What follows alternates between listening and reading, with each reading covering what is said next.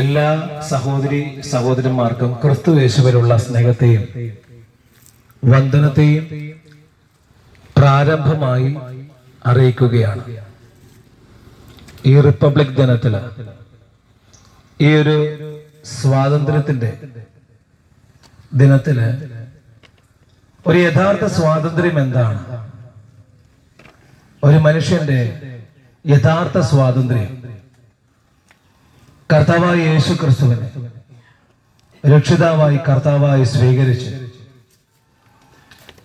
മുൻപോട്ടുള്ള ജീവിതത്തിൽ മുന്നേറുവാൻ സാധിക്കുന്നുവെങ്കിൽ അതാണ് ക്രിസ്തുവിന്റെ യഥാർത്ഥ സ്വാതന്ത്ര്യം.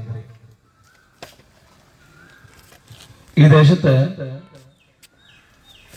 ആയിരിക്കുന്ന ഓരോ വ്യക്തികളും ആബാലവൃദ്ധ ജനത്തെ ഈ ദേശമെന്നല്ല നമ്മെ നോക്കുകയാണെങ്കിൽ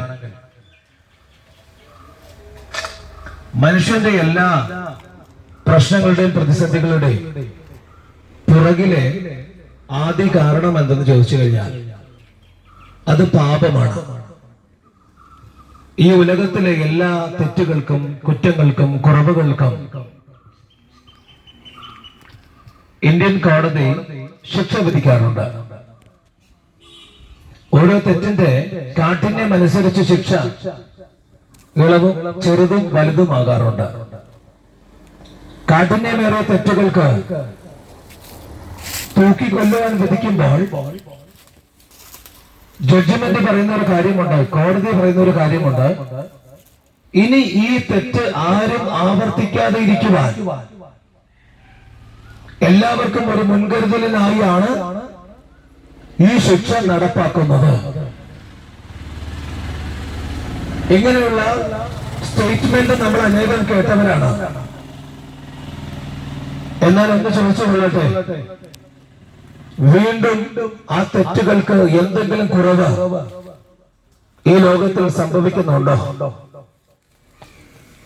ആ തെറ്റുകൾക്ക് കുറവ് സംഭവിക്കൊടുത്തു എന്ന് പറഞ്ഞാല് മനുഷ്യൻ തെറ്റുകളിൽ നിന്നും തെറ്റുകളിലേക്ക് വീണ്ടുകൊണ്ട് നിൽക്കുക. അതിന് യഥാർത്ഥ കാരണം എന്തെന്ന് ചോദിച്ചു കഴിഞ്ഞാൽ മനുഷ്യന്റെ ഉള്ളിലുള്ള പാപമാണ് അതിന്റെ യഥാർത്ഥ കാരണം.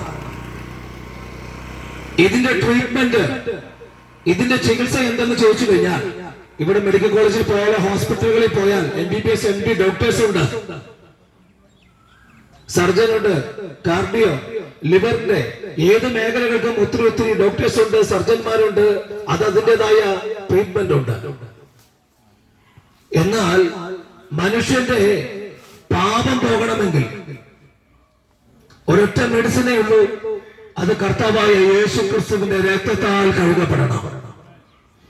അത് ജാതി മത വർഗ വർണ്ണ വ്യത്യാസങ്ങളില്ലാതെ നാം ലക്ഷം വീട്ടിലാണെങ്കിലും ലക്ഷങ്ങളുടെ വീട്ടിലെ താമസിക്കുന്നതെങ്കിലും പണക്കാരനാണെങ്കിലും പാമരനാണെങ്കിലും നമ്മുടെ ഏത് അവസ്ഥകളിലും ഇറങ്ങി വന്ന് മകനെ മകളെ എന്ന് വിളിച്ച് നിങ്ങളുടെ ജീവിതത്തിലേക്ക് ഇറങ്ങി വന്ന് നിങ്ങളെ ആശ്വസിപ്പിക്കുവാൻ, ആ കടബാധ്യതയിൽ നിന്ന് വിടുവിക്കുവാൻ, ആ ആത്മഹത്യയുടെ മനമ്പിൽ നിന്ന് നിങ്ങളെ പുറത്തു കൊണ്ടുവരുവാൻ ഈ ലോകത്തിൽ ഹല്ലേലൂയ ഒരു ആമേശത്തിൽ ലോകത്തിൽ നിങ്ങളെ വിടുവിപ്പാൻ, ഈ പാപത്തിൽ നിങ്ങളെ വിടുവിപ്പാൻ, ഇപ്പോൾ ആയിരിക്കുന്ന അസമാധാനത്തിൽ നിങ്ങളെ വിടുവിപ്പാൻ, ഈ ലോകത്തിൽ നല്ലൊരു ജീവിതം തുടർന്നൊരു നിത്യമായ ശാശ്വത ഭവനമോ നിങ്ങൾക്ക് ലഭിക്കണമെങ്കിൽ ഈ ഉലകത്തിൽ ഒറ്റ ഒരു നാമമേ ഉള്ളൂ, കർത്താവായ യേശു ക്രിസ്തുവിന്റെ നാമം. ഹല്ലേലൂയ. അതുകൊണ്ട് നമുക്കറിയാം, നമ്മളൊക്കെ വെള്ള വസ്ത്രമൊക്കെ ധരിക്കുന്നവരാ.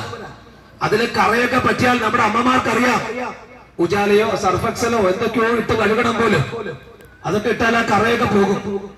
പക്ഷെ മനുഷ്യന്റെ പാപത്തിന്റെ കറ പോകണമെങ്കിൽ കാൽവരി ക്രൂശിൽ ഊറ്റപ്പെട്ട ഉടയ്ക്കപ്പെട്ട കർത്താവായ യേശു ക്രിസ്തുവിന്റെ രക്തത്താൽ ആമേൻ കഴുകപ്പെട്ടെങ്കിൽ മാത്രമേ പാപത്തിന്റെ കറ പോകത്തുള്ളൂ. ഈ ഉലകത്തിൽ പ്രശ്നങ്ങളിൽ നിന്നും പ്രതിസന്ധികളിൽ നിന്നും മനുഷ്യൻ മാറി നിൽക്കണമെങ്കിൽ പാപച്ചെറ്റകുണ്ടിൽ നിന്ന് മാറിയേ ആമേൻ സാധിക്കത്തുള്ളൂ. മനുഷ്യന്റെ നേർച്ചകളോ മനുഷ്യന്റെ കാഴ്ചകളോ താൽക്കാലിക ഉപവാസങ്ങളോ താൽക്കാലിക പുണ്യപ്രവൃത്തികളോ ഒരു മനുഷ്യനെയും അവന് നീതിമാനാക്കുന്നില്ല. തിരക്കറിഞ്ഞ് ഇങ്ങോട്ട് വരുമ്പോൾ ഒരു പ്രത്യേക ലൈൻമാർക്ക് എന്നോടൊരു ദേവദാസൻ പറഞ്ഞു, എന്നെടുത്ത് നിൽക്കണം. ഒരു ബീവറേജിന്റെ കാര്യമാണ് പറഞ്ഞത്. അപ്പോ അടുത്തുള്ള ഒരാളോട് ചോദിച്ചു, ഇവിടെ ബീവറേജ് എവിടാ? പുള്ളി പറഞ്ഞ കാര്യം, ഇന്ന് കുപ്പി കിട്ടത്തില്ല. സങ്കടം ഒന്ന് കാണണമായിരുന്നു, ആ വിഷമം ഒന്ന് കാണണമായിരുന്നു. അപ്പൊ ഈ മനുഷ്യർക്ക് ഒരു ദിവസം 2 ദിവസം 5 ദിവസം ഒക്കെ ഈ മദ്യപാനം നിർത്തിയെന്ന് വരും. ചിലപ്പോ ന്യൂ ഇയർ വരുമ്പോൾ മനുഷ്യർ പറയും, ഇനി ഞാൻ മദ്യപിക്കുന്നില്ല. അതുകൊണ്ട് 4 പെഗ് അടിക്കുന്നവൻ 8 പെഗ് കഴിക്കും, വെളിവില്ലാതെ കടന്നുറങ്ങും. എന്നിട്ട് ജനുവരി 1-2 ദിവസങ്ങളിൽ വളരെ നീതിമാനായ പുണ്യമാനായി ജീവിക്കും. 3-ാം ദിവസം കയ്യും കാലും വിറച്ചിട്ട് 4 പെഗ് അടിച്ചവൻ ഒരു കുപ്പി കഴിച്ചാൽ തീരാത്ത അവസ്ഥയിലെത്തും. മനുഷ്യന്റെ നീതിയും മനുഷ്യന്റെ പ്രവൃത്തികളും ഒക്കെയും കറപുരണ്ട പാപത്തിന്റെ സ്തോത്രമല്ലേ വസ്തുക്കളായി മാറ്റപ്പെടുമ്പോൾ മകനെ മകളെ പ്രിയ സഹോദര സഹോദരി, ഈ ദൂരത്തും ചാർത്തുമായി കേൾക്കുന്ന നിങ്ങളോട് ദൈവാത്മാവിൽ ഇങ്ങനെ പറയട്ടെ, ജാതി നോക്കാതെ ഒരു ഇസവും നോക്കാതെ നിങ്ങളെ രക്ഷിക്കുവാൻ ഈ താഴ്ന്ന ലോകത്തേക്ക് ഇറങ്ങി വന്നവന്റെ പേരാണ് കർത്താവായ യേശു ക്രിസ്തു. ഹല്ലേലൂയ. അവനെ രക്ഷിതാവായി കർത്താവായി ഹൃദയത്തിൽ സ്വീകരിച്ച് മുൻപോട്ടുള്ള ജീവിതത്തിൽ ഹല്ലേലൂയ ഒരു അപ്പനോട് പറയുന്നത് പോലെ, സംസാരിക്കുന്നത് പോലെ, വെള്ളിയാഴ്ച ഇന്നത് പ്രാർത്ഥിക്കണം, ബുധനാഴ്ച ഇന്നത് പ്രാർത്ഥിക്കണം, വെള്ളിയാഴ്ച 10 വട്ടം പ്രാർത്ഥിക്കണം, ശനിയാഴ്ച 15 വട്ടം പ്രാർത്ഥിക്കണം എന്നൊരു വ്യവസ്ഥയുമില്ല. നിങ്ങൾ ആയിരിക്കുന്നിടത്ത് ഒരു നിമിഷം, ഞാൻ എന്റെ വാക്കുകളെ ചുരുക്കുകയാണ്, നിങ്ങൾ ആയിരിക്കുന്നിടത്ത് ഒരു നിമിഷം നിങ്ങളുടെ ഹൃദയങ്ങളെ തുറക്കുമോ? ഒന്ന് പ്രാർത്ഥിക്കുവാൻ സാധിക്കുമോ? കാൽവരി കൊലക്കളത്തിൽ എനിക്ക് വേണ്ടി ഉടയ്ക്കപ്പെട്ട, എനിക്ക് വേണ്ടി തകർക്കപ്പെട്ട, എനിക്ക് വേണ്ടി മുറുക്കപ്പെട്ട കർത്താവായ യേശു ക്രിസ്തുവേ, എന്റെ ജീവിതത്തിൽ എന്റെ കർത്താവായി ഞാൻ അങ്ങയെ സ്വീകരിക്കുകയാണ്. ഇനിയുള്ള കാലത്തിൽ എന്റെ ജീവിതം ഞാൻ അങ്ങേക്കായി സമർപ്പിക്കുകയാണ് എന്നൊന്ന് പ്രാർത്ഥിക്കുവാൻ സാധിക്കുമോ? എന്നൊന്ന് ഏറ്റുപറയുവാൻ സാധിക്കുമോ? ഈ രക്ഷ സൗജന്യമാണ്. സ്തോത്രം. Praise the Lord. കഴിഞ്ഞ കാലഘട്ടത്തിലും ഈ കാലഘട്ടത്തിലും വരുവാനുള്ളവരുടെയും ഉലകത്തിലുള്ള സകലരുടെയും പാപത്തിനു വേണ്ടി കാൽവരി ക്രൂശിൽ മറുമലയായി തന്റെ ജീവനെ പകർന്നവൻ. സ്തോത്രം. ഹല്ലേലൂയ. ഹൃദയത്തിന്റെ വാതിൽ മുട്ടുകയാണ്. മകനെ മകളെ, പ്രൈസ് ദി ലോർഡ്, വിളിച്ചുകൊണ്ട് കർത്താവായ യേശു ക്രിസ്തു നിന്റെ ഹൃദയത്തിന്റെ വാതിലിൽ മുട്ടുമ്പോൾ ഒന്ന് തുറന്നു കൊടുക്കുവാൻ സാധിക്കുമോ? ഒരു ഉദാഹരണം പറഞ്ഞ വാക്കുകൾ ചുരുക്കട്ടെ. തിരുവചനത്തിലെ യഹോശാഫാത്ത് എന്നൊരു രാജാവുണ്ട്. അദ്ദേഹത്തിനെതിരെ അമ്മോന്യരും മെയ്യോന്യരും എന്ന് വേണ്ട 3 രാജ്യങ്ങൾ ഒരുമിച്ച് യുദ്ധത്തിന് വന്നപ്പോൾ അദ്ദേഹം പറയുന്ന ഒരു കാര്യമുണ്ട്. ശത്രുക്കൾ പ്രബലമാ, അവരോട് യുദ്ധം ചെയ്യാൻ എനിക്ക് സാധിക്കത്തില്ല, എന്ത് ചെയ്യേണ്ടു എന്ന് എനിക്ക് അറിഞ്ഞുകൂടാ. നമ്മുടെ ഒരു പ്രതിനിധി യഹോശാഫാത്ത് രാജാവ്. പക്ഷെ ഇത്രയും പരാതി പറഞ്ഞിട്ട് അദ്ദേഹം പറഞ്ഞൊരു കാര്യമുണ്ട്, എങ്കിലും എന്റെ കണ്ണ് നിങ്ങളിലേക്ക് ഉയർന്നിരിക്കുന്നു. ഹല്ലേലൂയ. സ്തോത്രം. ഹല്ലേലൂയ.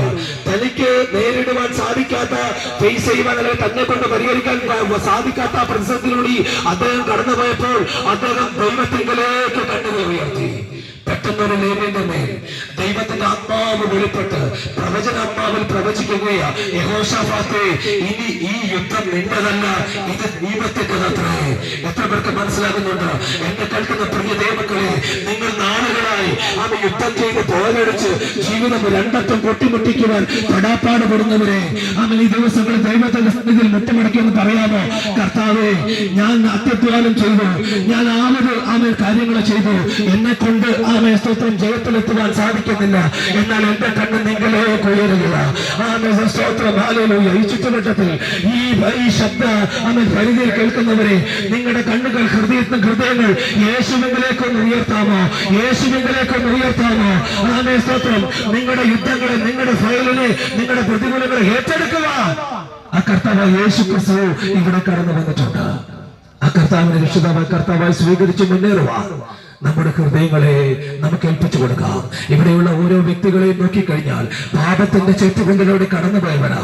ഞങ്ങളൊക്കെ യൗവന പ്രായത്തിൽ ഒരുപാട് കൊള്ളരുതായ്മകളിലൂടെ കടന്നുപോയവരാ. സ്വയം നീതീകരിക്കാൻ നോക്കിയിട്ടൊക്കെ പരാജയപ്പെട്ടു പോയവരാ. പല പ്രാവശ്യം മദ്യപാനം നിർത്താൻ നോക്കിയിട്ട് നടക്കാത്തവരാ. കടബാധ്യതകളുടെ മുൻപിലൂടെ കടന്നുപോയവരാ. ആത്മഹത്യയുടെ മുൻപിലൂടെ കടന്നുപോയവരാ. എന്നാൽ ഇവിടെ ഹല്ലേലൂയ, ഞങ്ങൾ ഇവിടെ ഈ തെരുക്കോലയിൽ കർത്താവായ യേശു ക്രിസ്തുവിനെ നിങ്ങളുടെ മുമ്പാകെ ഉയർത്തുന്ന ഒറ്റ കാരണമേ ഉള്ളൂ. ഞങ്ങളുടെ ലോകത്തെ മാറ്റിയവൻ, ഞങ്ങളുടെ ശാപത്തെ മാറ്റിയവൻ, ഞങ്ങളുടെ പ്രതിസന്ധികളെ മാറ്റിയവൻ, തകർന്ന അനുഭവത്തിൽ നിന്ന് ഞങ്ങളെ വിടുവിച്ചവനായ കർത്താവായ യേശു ക്രിസ്തു നിങ്ങളെയും വിടുവിക്കുമെന്ന അനുഭവത്തിന്റെ വെളിച്ചത്തിൽ ഞങ്ങളെ ആവേശത്തെ പരസ്യമായി പ്രസ്താവിക്കുകയാണ്. ഹല്ലേലൂയ. കർത്താവ് നമ്മെ അനുഗ്രഹിക്കുമാറാകട്ടെ. ഒരു നിമിഷം ഞങ്ങൾ നിങ്ങൾക്ക് വേണ്ടി പ്രാർത്ഥിക്കുകയാണ്. ആയിരിക്കുന്നത് ഹൃദയത്തിലേക്ക് കൈകളെ ചേർത്ത് വെച്ച് ഒരു വാക്ക് ഹൃദയത്തിൽ ഒന്ന് പ്രാർത്ഥിക്കാമോ? കർത്താവേ, യേശുവേ, എന്റെ ഹൃദയത്തിന്റെ വാതിൽ ഞാൻ അങ്ങേക്കായി തുറന്നു തരികയാണ്. ആമേൻ. ജാതിയില്ല, മതമില്ല, വർഗമില്ല, വർണ്ണമില്ല ആയിരിക്കുന്ന എല്ലാ വ്യക്തികളെയും ആര് ഹൃദയത്തെ തുറന്നു കൊടുക്കുന്നുവോ, സ്തോത്രം, ഹല്ലേലൂയ, ആമേൻ, വഴിയും സത്യവും ജീവനുമായ കർത്താവായ യേശു ക്രിസ്തു നിങ്ങളെ വിടുവിപ്പാൻ വിശ്വസ്തനായ ദൈവം ആത്മീക ഭൗതികമായ എല്ലാ മേഖലകളെയും സർവശക്തനായ കർത്താവ് അനുഗ്രഹിക്കുമാറാകട്ടെ, വിടുവിക്കുമാറാകട്ടെ. ഈ ലോകത്തിൽ ഒരു